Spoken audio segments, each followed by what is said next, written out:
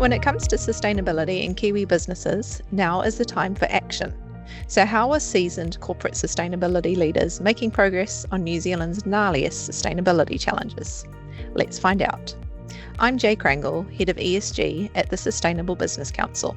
I'm Alec Tang, Sustainable Value Partner at KPMG. And I'm Kula Anthony, Sustainable Value Associate Director at KPMG.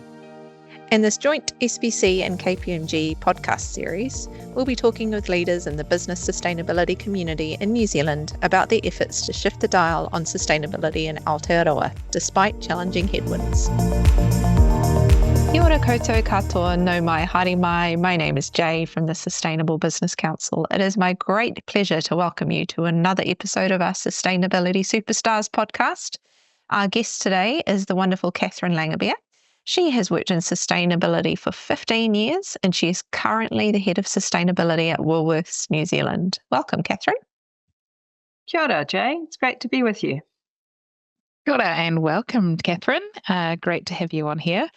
We will kick off with the first question that we ask all our guests, which is if you were to sum up all the amazing things you've done in your 15-year career and try and explain that to a 5-year-old, how would you go about that? So in thinking about how I'd answer that question, I thought I would actually go to the Masters of Storytelling. So I talked to my daughter about Bluey, that fantastic Australian TV program for kids and parents alike. And there's an episode in Bluey called The Creek. It's where the dad, Bandit, takes his girls, Bluey and Bingo, and their friend Mackenzie, all for an afternoon when they're getting bored of the playground, and they instead head down to the creek. And at the creek, what they find is this is a place that Bandit used to go when he was a kid.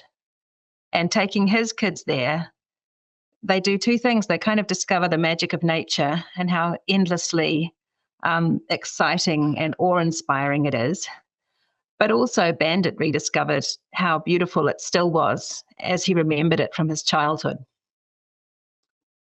And so I was talking to my girls about this. I was saying, do you remember that episode of The Creek from Bluey?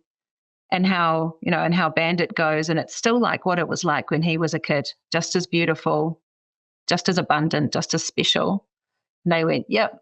I said, well, my job's really about trying to make sure that when Bluey and Bingo, if they have kids and they want to take them down to the creek, that the creek will still be just as beautiful and just as abundant and just as magical. And they got that.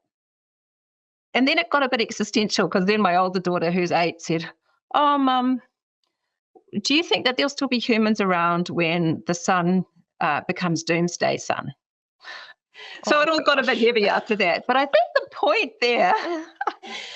the point there was it was really great to see her starting to think around those longer time frames. She got that idea of those longer time horizons. She just took it to the extreme. But that idea about still wanting to experience that abundance in the future.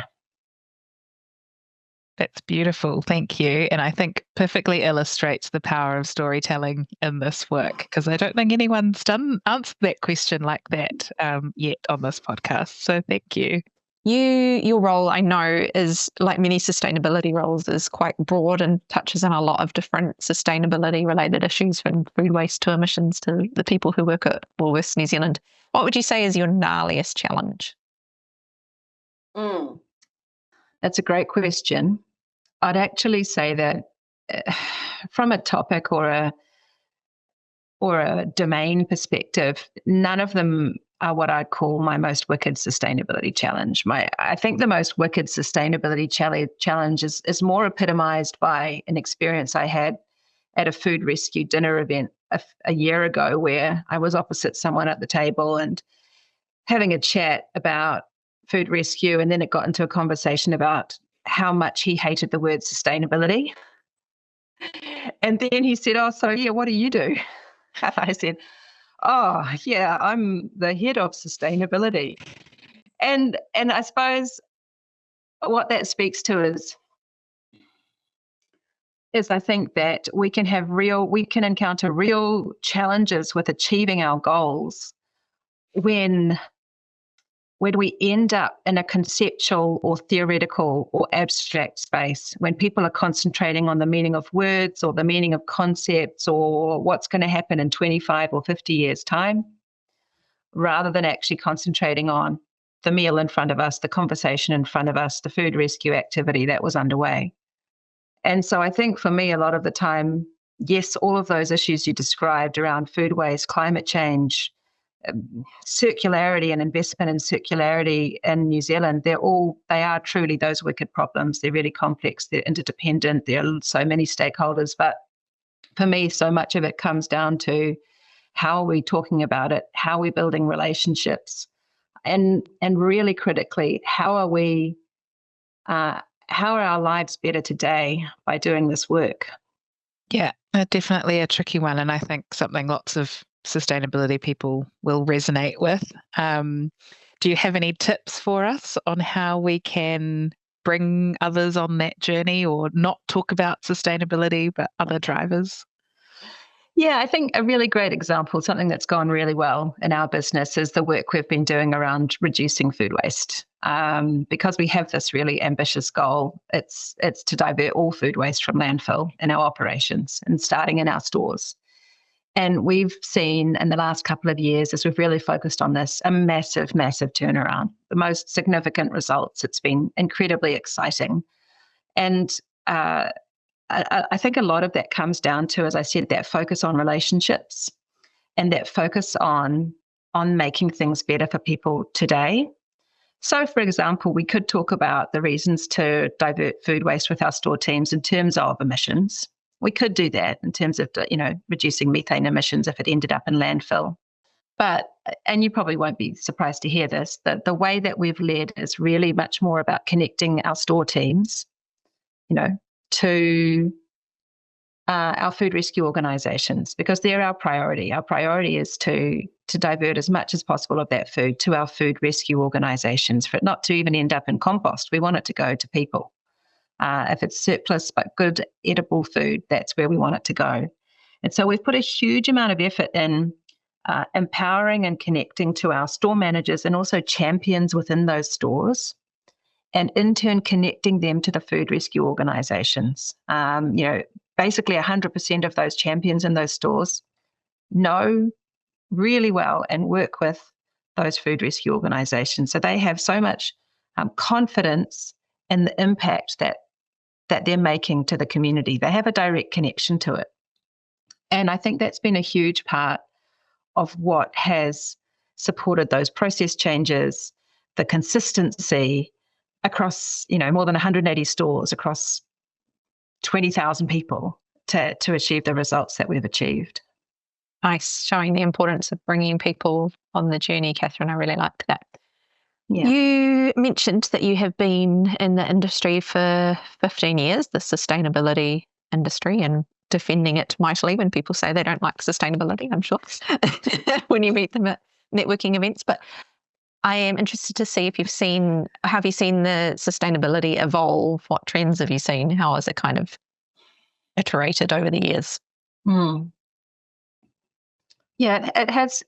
It's changed. It has changed really significantly, I'd say, especially in corporate sustainability, where I've been for more than 10 years. I think what we've seen is sustainability moving closer to the strategic engine room of the business. It's getting closer to the heart of business strategy. We're having more success with getting that strategic perspective to stretch out for longer timeframes. I think part of it is, I'd describe it as a shift away from corporate responsibility to sustainability. So a sort of different way of thinking about stakeholders and a different way of thinking about the drivers of sustainability. Probably it was previously thought more about purely social license to operate, and that matters a huge deal. It really does. But I think it's also about the fundamentals of the impact, the fundamentals of what we're impacting and what we're impacted by. And it's matured into a more sophisticated consideration of those aspects. I think that's been a real maturing. It's been really exciting to see it and be part of it. Thanks, Catherine. Over to you, Kule. Yeah, that's brilliant. And I like hearing the reflections on that question because it always helps us see how far we've come as an industry. And it can often feel tough in the day to day when you don't feel like you're making progress. But yeah, I think I totally agree. Businesses being stronger and more resilient for having that sustainability embedded in business strategy is a great reflection. So our last question, I guess, to return to kids, and if your kids were thinking about being heads of sustainability one day, what would be your advice or kind of hope for them? Oh, I think so much of this is really about, well, for me at least, it's been more about sustainability and wellbeing. I'd say it's more about, find your purpose. That's really amazing. And I've been so privileged to be working in something that really feels purposeful for more than 15 years. But there is a flip side to that.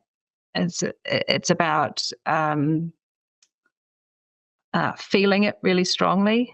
It's about not necessarily protecting your own needs because you get so focused on the kaupapa, on the purpose.